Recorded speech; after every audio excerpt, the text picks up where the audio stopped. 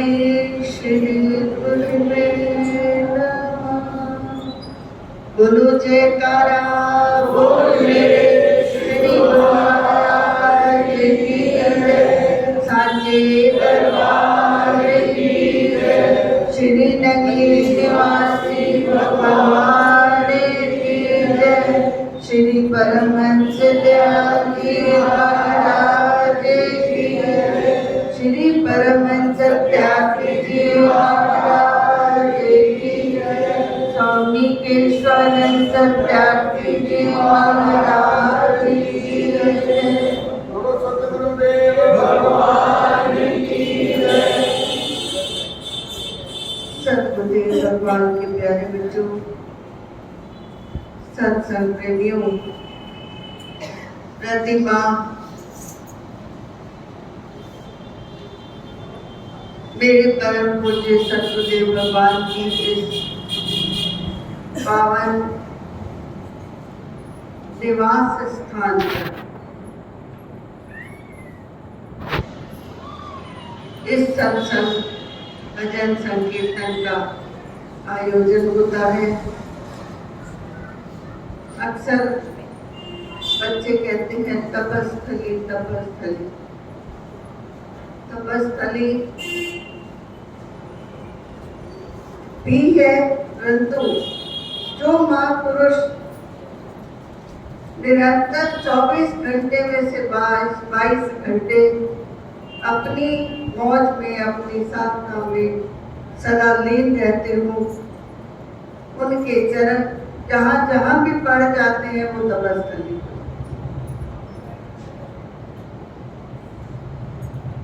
इस पावन आश्रम का जिसका नाम मेरे परम पूज्य गुरु भगवान ने ही दिया, राजयोग मंदिर, उसका बहुत गहरा और बहुत बड़ा अर्थ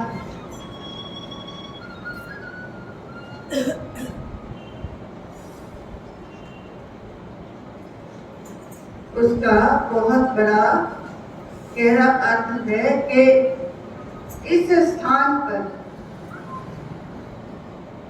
जहाँ मेरे गुरुदेव भगवान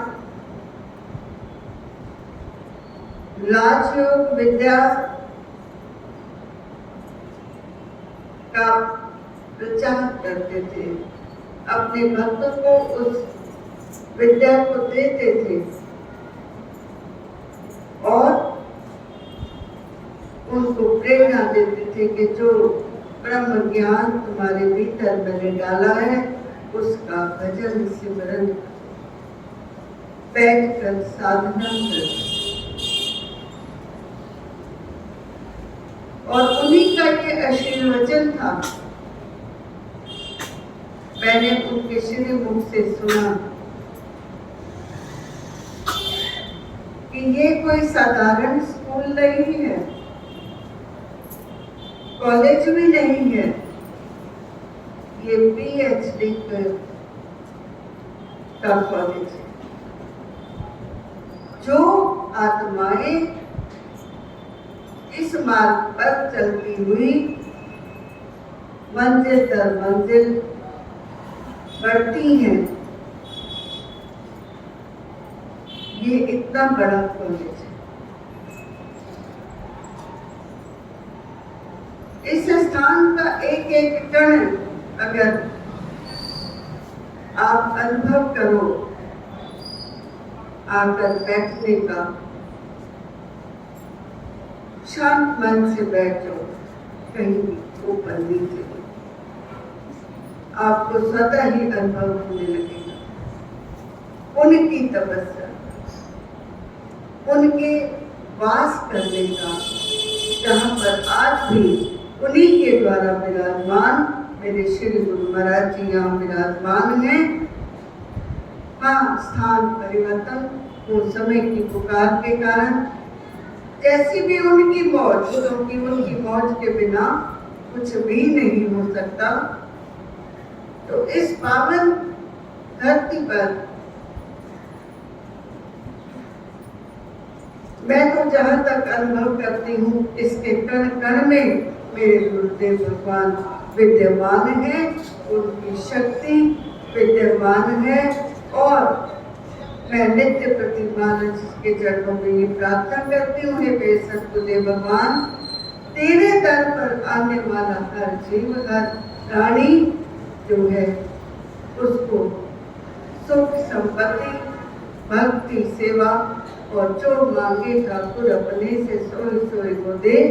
जो जो कोई मांगता है, कोई ज्ञान मांगेगा, कोई भक्ति मांगेगा, कोई संसार के नश्वर पदार्थ भी मांगेगा और कहाँ जाएगा मांगने के लिए।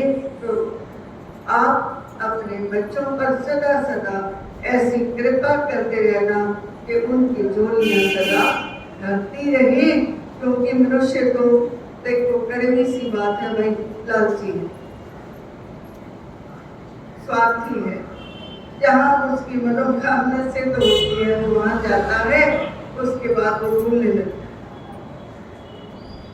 वो ज्ञान, वो अमोलक चीज जो सतगुरु ने दी है हमें, एक ही जन्म की नहीं दी भाई, वो एक ऐसी अमोलक वस्तु है, वस्तु अमोलक दी मेरे सतगुरु, कृपा कर अपनाओ। इतनी कृपा कर दी कि हम और आप जैसे जीवों को अपना लिया, इससे अधिक और क्या करें।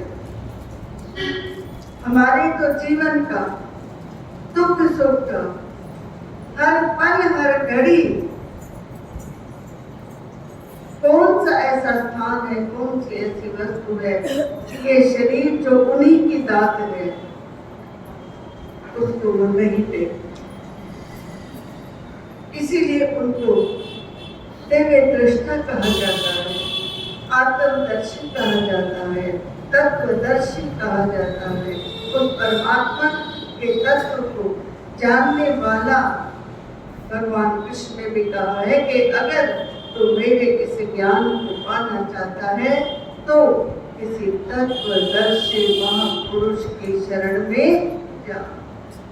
मेरे भगवान, मेरे गुरुदेव से परम पूज्य सत्यार्थी जी महाराज जी तो ऐसे तत्वदर्शी महापुरुष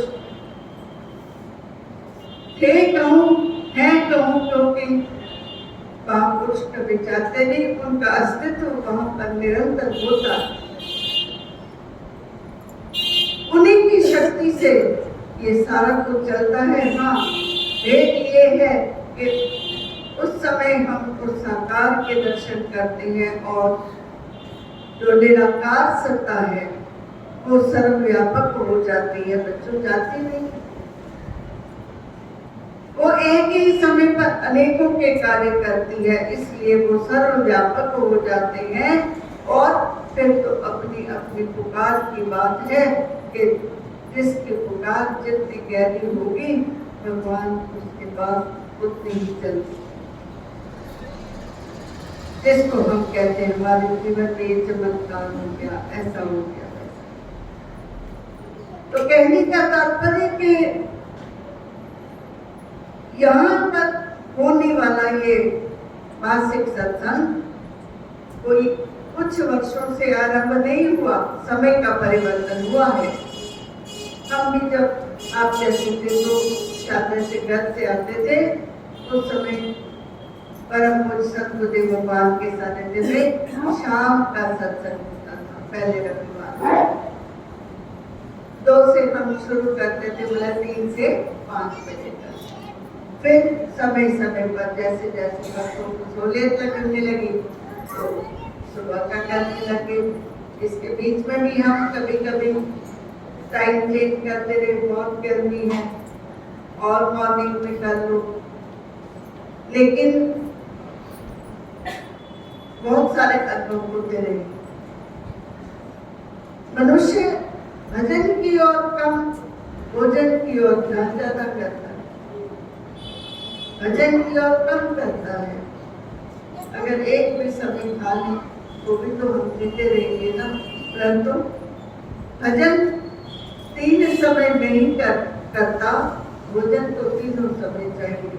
और संत महापुरुष कहते हैं कि भाई भोजन की तरफ अपने ध्यान को कम कर और भजन की तरफ अपने ध्यान को ज्यादा बढ़ा दे। उसमें एक ऐसी युक्ति भी होती है कि जो ऋषि मुनि पुराने युगों में हजारों वर्ष बैठकर तपस्या करते थे ना, खाते तो कुछ भी नहीं थे, पहले पहले कंद मूल खाते थे, फिर वो छोड़ देते थे। हमारे श्री गुरु महाराज जी ने कितनी कठिन तपस्या की आगरा में। तो कौन सी ऐसी शक्ति होती है जो ना भूख लगने देती है ना प्यास लगने देती है? वो युक्ति भी है, बताई गुरु भगवान ने। भूख रखो अंदर सत्य के संग की, भूख रखो सत्य विचारों की, भूख रखो सत्कर्मों की, जो हमारी पूंजी जिसको हमने इकट्ठा करना है।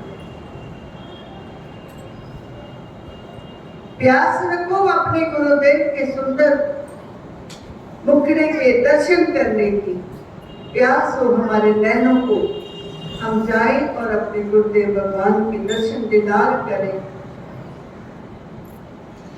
रूबरू बैठकर बात तो करके देखो, कौन कहता है कि दीदार नहीं होता? बंदे तो खुद ही तलबगार नहीं है।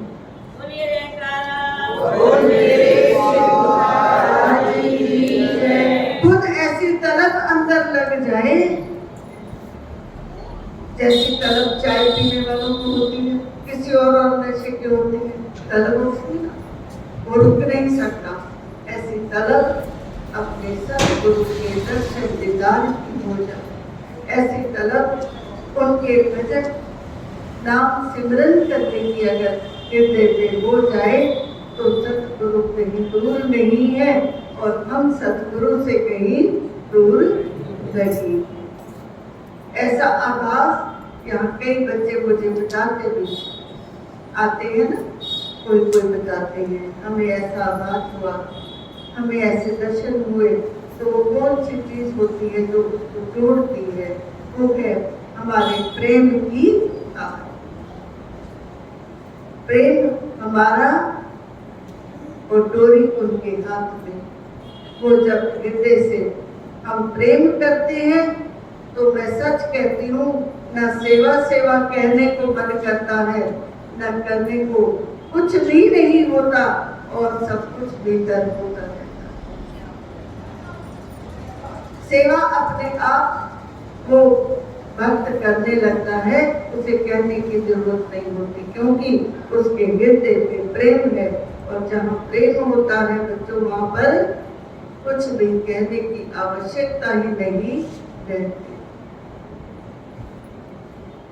ऐसा प्रेम अपने सतगुरु के चरणों से करो, ऐसे सभी संत कहते हैं, ग्रंथ में भी हम पढ़ते हैं, है ना। अभी आपने सुना ओम प्रकाश जी बता रहे थे, कुछ जी बता रहे थे कि कैसा कैसा प्रेम इन भक्तों ने भगवान से किया। किसी ने राम से, किसी ने श्याम से, किसी ने सतगुरुदेव भगवान से, नगरी निवासी भगवान से कैसा कैसा प्रेम, कैसी कैसी प्रीति की। तभी आज उन महापुरुषों का नाम एक सुनहरे अक्षर ग्रंथों में आता है, क्योंकि उन्होंने तप साधना की। वो तपस्या की भट्टी में तपे, जैसे हमारे परम पूज्य सत्यार्थी जी महाराज। सोना तपता है तो कुंदन बन जाता है, तभी तो कुंदन बनता है जब तपता है। अभी उस दिन मैं बता रही थी, एक बच्चा मजाक कर रहा था यहाँ खड़ा होकर कि वो अंकल जी जो पहले भजन गाते थे, तपना तपना मतलब दिनेश भजन गाते थे, तो उसको तपना होगा। वो कहना आसान है, परंतु उसमें तपना, उस तपस्या की भक्ति में इतना आसान नहीं होता। जिसको लगन पुरजोर हो जाएगी वो तपने लग जाएगी, जिस पर कृपा गुरु महाराज जी की हो जाएगी वो तपने लग जाएगा, जिसके अंदर वो प्रेम की अग्नि भीतर ज्वलित होगी, वो तपने लग जाएगा और वही उस परम आनंद की प्राप्ति करेगा। आप सभी बहुत अच्छे बच्चे हो, बहुत प्यारे हो गुरु महाराज जी के, तभी तो यहाँ आए हो। मैं तो ये सोचती हूँ तभी यहाँ आए हो, तभी बुलाए गए हो और तभी आप यहाँ आए हो।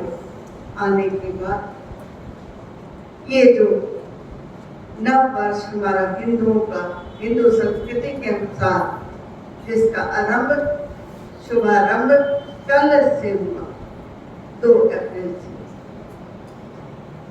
जिसमें हिंदुओं को जागृत किया जा रहा है। ये नव वर्ष है, वो नव वर्ष नहीं, वो अंग्रेजों का है। रात्रि को वो न्यू ईयर करते हैं। और क्या करते हैं उस न्यू ईयर में? क्या करते हैं?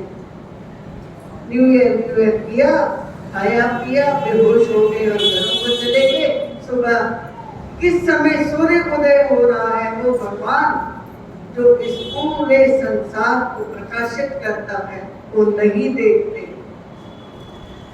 वो नहीं देखते उस उगते हुए सूर्य को।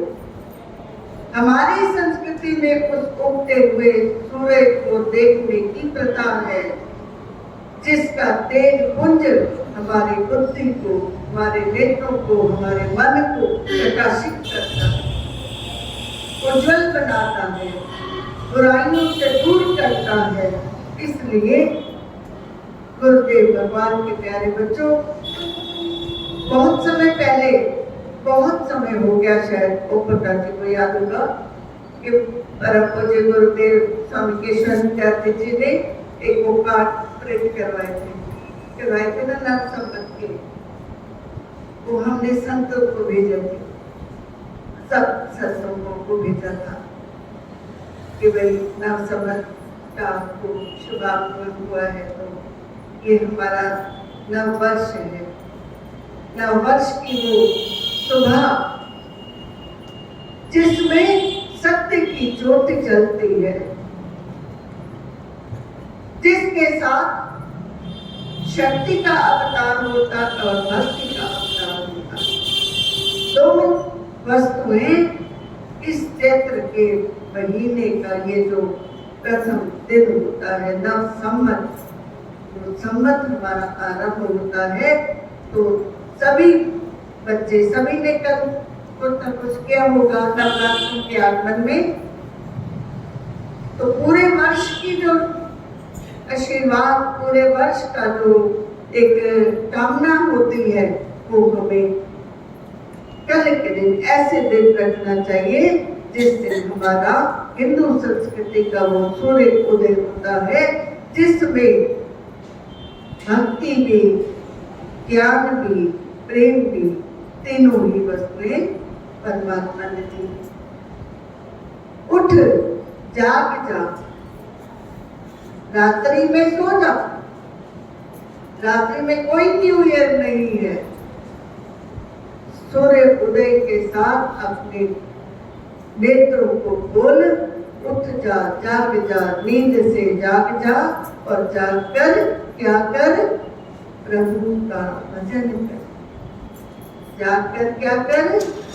जागकर सिमरन कर, स्वाध्याय कर, सद्विचार आएंगे तेरे अंदर। और जब सद्विचार आएंगे तो तेरे हाथों से सत्कर्म भी होगा, जो तेरे इस जीवन को भी और अगले जीवन को भी वहाँ प्रारब्ध हो जाएगी, वहाँ संचित हो जाएगा और यहाँ प्रेजेंट सुधर जाएगा, यहाँ वर्तमान सुधर जाएगा और आगे वो प्रारब्ध बन जाएगा। कुछ बच्चे कर रहे हैं महाराज जी का कहना मान के, उनके वचनों को मानते हैं, गुरु के वचन मंत्र मनमान। यहाँ राजयोग मंदिर से भी महाराज जी ने और शरीर ने एक दिन ऐसे ही यहाँ बैठे हुए थे, बातचीत करते। महाराज जी कहने लगे कि दिव्यानंद जी, अगर यहाँ से कुछ ना कुछ बच्चों को कहा जाए कि गुरु की चौखट से बन। मैंने कहा आपकी मौज, आप आज्ञा करोगे ये सब करेंगे। तो महाराज जी के श्री मुख थे वचन के जिसको भी शरीर का कष्ट हो वो देने को अपने घर से भी बहुत कुछ दे सकता है, परंतु वो गुरु की चौखट पर आकर मीठे या नमकीन चावल बांटे, उसका कष्ट दूर होगा। महापुरुषों के वचन तो अक्षर सत्य होते हैं, असत्य कुछ भी तो नहीं होता। ऐसे वचन उन्होंने कहे। ये बच्चे आज तक उस परिवार को चला रहे हैं, निभ रहा है कैसे वो जानते हैं। जिन्होंने वचन कहे वो निभा रहे हैं। तन के द्वारा ये बच्चे सेवा भाव कर रहे हैं। ऐसे ही सुभाष नगर से ये परम प्यारे बच्चे भूषण जी, इन्होंने भी एक शुभ संकल्प लिया और नित्य प्रति लंगर का वितरण सुभाष नगर से ये करते हैं। ये परमानंद के कार्य है, ये सत्कर्म है, इसमें कोई भी जुड़ सकता है और सबके मन के विचार शुद्ध होते हैं। और बच्चों खुद जियो, दूसरों को भी जीने दो और खुद कम खाओ और दूसरों को जितना बांटोगे, जिसके पेट में वो अन्न जाएगा ना, वो कितनी दुआ देगा। अन्नदानम महादानम, ऐसी हमारी संस्कृति है जो हिंदू संस्कृति है। अंग्रेजों में कभी देखा है फौरन बड़े भाग भाग के जाते हो, बहुत लोग भागते बाहर जा रहे हैं, बाहर जा रहे हैं। वहां नहीं है ऐसा, वो सिर्फ अपने लिए जीते हैं, अपने बच्चों के लिए भी नहीं जीते। ऐसा जीवन है। तो ये इतनी सुंदर पावन धरती हमारे भारतवर्ष की, जहाँ पर ऋषि मुनियों की धरती, संत महात्माओं की धरती, जहाँ पर नित्य हरि के नाम का भजन सिमरन होता है, जहाँ ऐसे ऐसे दिव्य विभूतियां जैसे हमारे परम आराध्य हृदय सम्राट स्वामी अद्वैतानंद जी महाराज, जिन्होंने अद्वैत मत के इस ध्वज को, उस परचम को लहराया, उनका अवतरण दिवस मनाते हैं रामनवमी के दिन।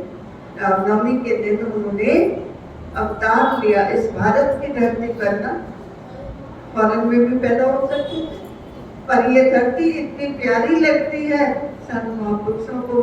शायद उस परम पुरुष को कहते हैं, हमें बार बार भारत की धरती पर ही चाहिए। और भारत में हम लोग संत की करें ना करें, जाने ना जाने क्या, अच्छाई भी है बुराई भी है, धूप भी है अंधेरा भी है। तो बच्चों, अंधकार को मत देखो, किसी की बुराई को मत देखो, हमेशा उस एक अद्वैत के ध्वज के नीचे जो हमारे परम आराध्य स्वामी अद्वैतानंद महाराज जी ने अद्वैत मत जो चलाया, जिसके हम सब अनुयायी हैं, जिसके अनुयायी बने या चुने मेरे श्री दयाल बाबा जी ने, श्री गुरु महाराज जी, गुरु कर ले आप समा। उस परम पुरुष गुरुदेव भगवान ने इनको अपने समान कर लिया और कह दिया, उद्घोष कर दिया कि मेरे पास जो शक्तियां थी मैंने इनको दे दी। उन्हीं शक्तियों को संचित एकाग्र करके उन्होंने हमारे परम पूज्य सतगुरुदेव भगवान, जिनकी आत्मा अनेकों जन्मों से प्यासी थी, अनेकों जन्मों से ललायित थी, वो पूरे गुरु का सुन उपदेश पार ब्रह्म निकट करते। जिस दिन से उन्होंने अपने श्री गुरु महाराज जी के श्री चरण शरण ली, उस दिन से वो ब्रह्म ज्ञान लेने के बाद जैसा जैसा जीवन उनका व्यतीत हुआ, जैसे जैसे दिन रात जागे, हम जैसे जीवों का कल्याण करने का एक बीड़ा और आशीर्वाद श्री गुरु महाराज जी का मिला, और वही कृपा उन्होंने परम पूज्य सतगुरुदेव भगवान स्वामी केशवानंद जी पर की। तो ये कृपा थी, ये वंशावली ऐसे हमारी चलती आ रही है।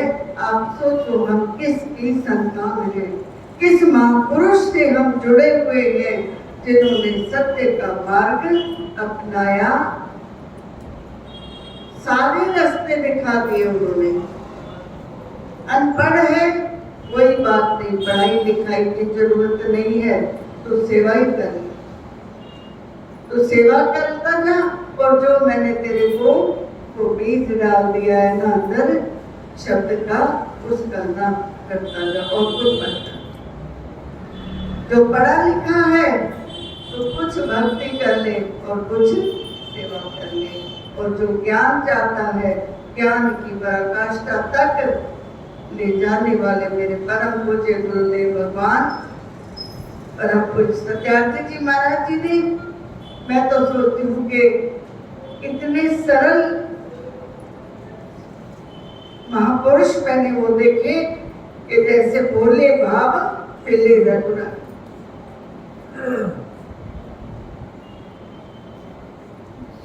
इतने भोले भाव में उन्होंने शायद कभी ये भी नहीं ध्यान दिया या सोचा, हम तो कुछ नहीं कह सकते, महापुरुषों की मौज है कि कौन पात्र भी है या नहीं पात्र, पर एक तेरा और मेरा एक ऐसा संबंध कि तू गुरु के दर पर आया है कुछ भाव लेके, और मैं बैठा हूँ सब कुछ लुटाने के।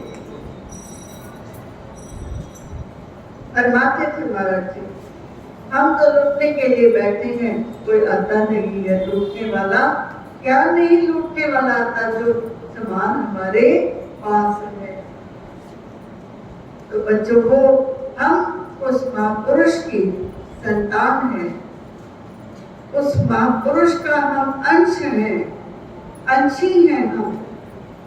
अगर फिर भी हमारे अंदर भजन सिमरन करने की उमंग ना उठी, कुछ सेवा करने की उमंग ना उठी, तो फिर तो कैसा जीवन रहेगा? अच्छा नहीं रहेगा ना, ऐसा ही रहेगा बस दिल उड़ी। अपने भीतर एक उमंग को जागृत करो, जैसे सूर्य के उदय की जो किरण होती है उसकी चमक में क्या होता है, सूर्योदय जो होता है और सूर्य अस्त जब होता है उस समय की किरण कैसी होती है? बताओ बताओ कैसी होती है? वो धूमिल होती है, उसके साथ धूल मिट्टी के कण होते हैं, उसको कोई नहीं पूछता। सूर्य अस्त होने वाला हो तो कोई उसको देखना चाहता है? नहीं देखना चाहता ना। सूर्य उदय होते हो सब देखना चाहते हैं। तो इसलिए आप भी वो आत्माएं हो जो सूर्य उदय होने के साथ की आत्माएं हो। एक एक किरण, अगर बुद्ध ने 4 विश्वकाश बनाए तो कह दिया चारों कूट, चारों संसार के चारों तरफ तुम 4 जने बुद्ध धर्म को फैलाते हो। कभी भी ऐसा सोच विचार नेगेटिव मत रखो, नहीं ये तो हो नहीं सकता, हम कर नहीं सकते, ऐसा हो नहीं पाएगा। अरे क्यों नहीं हो पाएगा? अगर हमारे मालिक की शक्ति हमारे अंदर है, वो असंभव को भी संभव कर देते हैं, तो हमारी इतनी सी चाहत को वो क्यों नहीं आगे बढ़ाएंगे? हम एक कदम बढ़ के तो देखें, हम एक कदम आगे तो चल कर देखें और अपने जीवन को इस तरह से उनके श्री चरणों में ये समर्पण समर्पण सुनते तो बहुत समय हो गया मुझे। समर्पण समर्पण समर्पण, पर कहाँ होता है पूर्ण रूप से समर्पण? नहीं होता है, बहुत मुश्किल है। समर्पण, जो कुछ मेरे पास था तेरा दिया हुआ अर्पण कर दिया था, परंतु फिर भी तो हम चवन्नी जेब में रख लेते नहीं कर पाते। तो जिस दिन जो बच्चा, जिस दिन जो भगत अपने हृदय से, हृदय के भाव से समर्पित हो जाता है, मन से तो होते हैं, ये भी एक बात है कि सब कहते हैं कि समर्पित है, बड़ी अच्छी बात है। मन से समर्पित है तो मन तन को भी आगे देता कि तुम भी समर्पित हो। बुद्धि अटक जाती है बीच में, संसार अटक जाता है बीच में, माया अटक जाती है बीच में, संसार की परिस्थितियां अटक जाती हैं बीच में, परंतु शूरवीर वही है जो नदियों को चीरता हुआ उस रिवर्स उसके चलता है, वो अपनी मंजिल को पा लेता है। जब हम अपने भीतर एक ऐसा शुभ संकल्प कर लेते हैं बच्चों, उसमें ना स्त्री देखते हैं भगवान जी, ना पुरुष देखते हैं। वहाँ कोई स्त्री नहीं है, कोई पुरुष नहीं है, वहाँ तो केवल और केवल वो परमात्मा तत्व हमारी आत्माओं को देखता है, ना स्त्री ना पुरुष। इस आत्मा ने इतने समय में क्या कमाई, क्या कमा रहे हैं, क्या कमा रहे हैं। इसलिए संत महापुरुष संसार में चेताने के लिए आते हैं, जागृत करने के लिए आते हैं। कैसे? जैसे हम कहते हैं ना, अद्वैत सूर्य, आध्यात्मिक सूर्य जो है वो हमारे अद्वैतानंद महाराज जी को हम कहते हैं, जिन्होंने, जिनके संसार में आने के बाद कितना एक क्रांतिकारी उन्होंने ऐसा अभियान, जो ज्ञान और सिर्फ ही ज्ञान का अपने भीतर हो रखा कि वो अपने परम शिष्य को उन्होंने सब कुछ दे दिया। आज कोई गुरु देना नहीं चाहता, कोई शिष्य लेना भी नहीं चाहता। लेना चाहते हैं माया। उस ज्ञान को, उसके प्रेम को, उसकी उस शक्ति को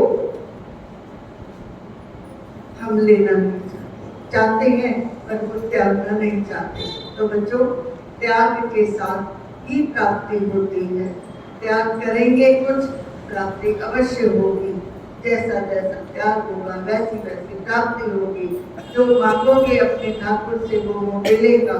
परंतु मैं हमेशा यही कहती हूँ बच्चों कि भक्ति दान मुझे दीजिए गुरुदेवन के देव, और कछु ना चाहिए दाता जी। निस्तित आपकी सेवा हमें नित्य प्रति हर पल किसी भी तरह की, जैसा आप चाहते हो, मिलती रहे। कोई तन से करता है, कोई मन से करता है, कोई धन से करता है, परंतु मैं कहती हूँ मन का चुनना अति आवश्यक है। मन ही एक ऐसी चीज है जो तन को भी चला देती है और धन को भी चला देती है। कहीं गलत हो तो बता देना। मन, वो दो अक्षर का मन अगर हम अपने गुरुदेव भगवान के श्री चरणों में वो अर्पित कर देते हैं तो बाकी कुछ रह ना गया, बाकी क्या रह गया? मन दीजिए गुरु आपने पाइए सकल प्यार, मुक्त पदार्थ पाइए अवगुण मीटर। हमारे भीतर से अवगुणों को खत्म कर देते हैं और एक ऐसी सच्ची राह दिखाते हैं, एक ऐसा सच्चा वो प्रकाशमय जीवन दे देते हैं, सत्य का ज्योत जला देते हैं कि तेरे भीतर वो शक्ति भी है और तेरे भीतर ये भक्ति का बीज भी मैं डाल रहा हूँ, प्रेम का बीज भी मैं डाल रहा हूँ। जितने उस पौधे को सिंचाई करोगे, जितने उसकी खाद खुदाई करोगे, जितना संबंधित रहोगे अपने गुरु भगवान से, गुरु दरबार से, उतना ही सब कुछ फलीभूत होते जाओगे। ये निश्चित है। महाराज जी कहते थे कि इस राज मंदिर की दहलीज के अंदर जो भी बच्चा कदम रखता है, मेरी ये गारंटी है, उसका कदम जीवन में कभी भी पीछे नहीं जाएगा, उसका कदम संसार में आगे भी आगे वो बढ़ेगा। ऐसा वरदान दिया उन्होंने, ऐसी उन्होंने कृपा की, और फिर भी हम इस दहलीज के अंदर आने में झिझकते हैं, शर्म करते हैं। कल चले जाएंगे, परसों चले जाएंगे, अगले महीने चले जाएंगे। तो बच्चों, लाभ का सौदा है, वो ही करते रहो तो सब कुछ मिलता रहेगा और अपने गुरुदेव भगवान की चरण शरण मिल जाती है। तो बस यही इस जो ये कल से नव वर्ष हुआ है, वो वाला नव वर्ष नहीं, कल वाले नव वर्ष से अपने जीवन को मोड़ दो, विचार कर लो। अभी भी समय बहुत है, थोड़ा नहीं है, बहुत है। जब हमारे अंदर वो लगन लग जाती है तो हम दौड़ पड़ते हैं। इसलिए ऐसा नहीं कहना हम दौड़ नहीं सकते, हम चल नहीं सकते, हम सब कुछ कर सकते हैं अगर उसकी कृपा हो जाएगी। तो उसकी कृपा की पात्र बनने का प्रयास करो कि उसकी कृपा का पात्र हम शुद्ध कर लेंगे, कृपा बढ़ जाएगी उसमें, और वही अमृत हमारे जीवन को आगे बढ़ा देगा। और इस आध्यात्मिक मार्ग पर हम चल रहे हैं, कोई कोई धीरे, कोई कोई जल्दी, परंतु एक अंदर अगर लगन होगी तो और जल्दी कुछ कर लें। आज हमने आधा घंटा भजन किया, कल हम 15 मिनट और बढ़ा दें। आज हमने इतनी सी सेवा की है, कल हम थोड़ी सी और समय बढ़ा दें। समय तो निरंतर बह रहा है, उस समय को हम कैसे यूटिलाइज करते हैं ये अपने भीतर उतर कर देख लो। समय निर्बाध गति से बढ़ता जाता है। संत निर्बाध गति से आपको चेताते रहते हैं, कहते रहते हैं, मानो न मानो आपकी मर्जी। हमारी तो जो सेवा है कि तुम डुगडुगी बजाते रहो, तुम इनको जगाते रहो, फोन से जगाओ या कैसे भी करके, तो वो हमारा धर्म है। हम अपना धर्म, अपना कर्म हम करते रहेंगे। आप कितना कितना करते हो तो आप समझो, जानो और मान लोगे तो भी कल्याण हो, और नहीं मानोगे तो भी आपका कल्याण हो। मैं तो हमेशा ऐसा गुरुदेव भगवान के श्री चरणों में प्रार्थना करती हूँ। हे मेरे मालिक, सभी बच्चों को, सब सारे अपने परिवार को, सत्यार्थी परिवार को, सारी दुनिया को, सारे समाज को आप अपनी कृपा बरसाते रहना, अपनी कृपा की छांव के नीचे रखना, ताकि ये उस सत्य की ज्योति में अपने जीवन को निरंतर आगे बढ़ाते रहें और निरंतर खुद बढ़ते हुए दूसरों को भी दर्शन करते रहें। चाहे वो छोटी बच्चियां हों, आप चाहे बच्चे हों, हर कोई सब कुछ कर सकता है।